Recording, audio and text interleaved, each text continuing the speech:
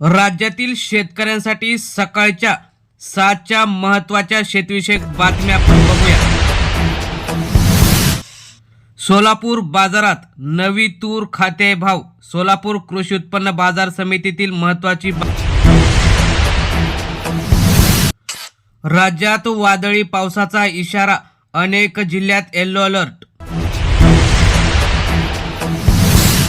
E पीक पाहणी करा, अन्यथा नुकसान भरपाईला विसरा। ई पीक पाहणीसाठी शेतकऱ्यांना 15 जानेवारीपर्यंत मुदत। शेतकऱ्यांनी स्वखर्चाने साकारली उपसा योजना। धामणीतील चाटदारा वस्तीतील 60 कुटुंबांनी एकत्र येऊन घडवली जलक्रांती। पावसामुळे पिकांवर रोग किडींचा प्रादुर्भाव, शेतकरी चिंतेत। कापूस ते कापड दूरच, साधे CCIचे केंद्रही नाही। आर्णी तालुक्यातील शेतकऱ्यांना पंतप्रधानांच्या आश्वासनाची 10 वर्षापासून प्रतीक्षा। जनावरांच्या खुरांकडे नको दुर्लक्ष, डॉक्टर प्रेरणा घोरपडे। दूध का दूध झाले असते, मात्र सरकारच्या स्थगितीने फिरले पाणी। सोलापूर जिल्हा दूध संघ चौकशी अहवालात NDDB कडे वर्ग करण्याची शिफारस। महाराष्ट्रातून डाळिंबाची 22,000 टन निर्यात, देशात पहिल्या स्थानावर।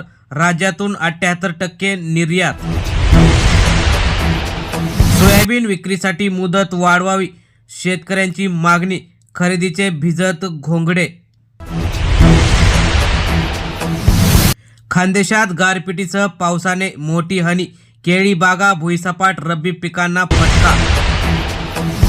केळी दरात घसरण सुरूच, उत्तरेकडील मागणी घटली। कमी दर्जाच्या केळीचे दर 800 ते 1100 रुपये प्रति क्विंटल।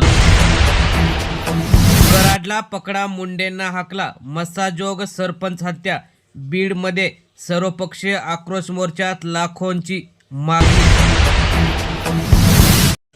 DPCत लवकरच सुधारणा करणार, काही योजना गाळणार, काही योजनांचा नव्याने समावेश होणार। धन्यवाद मित्रांनो, जय जवान जय किसान।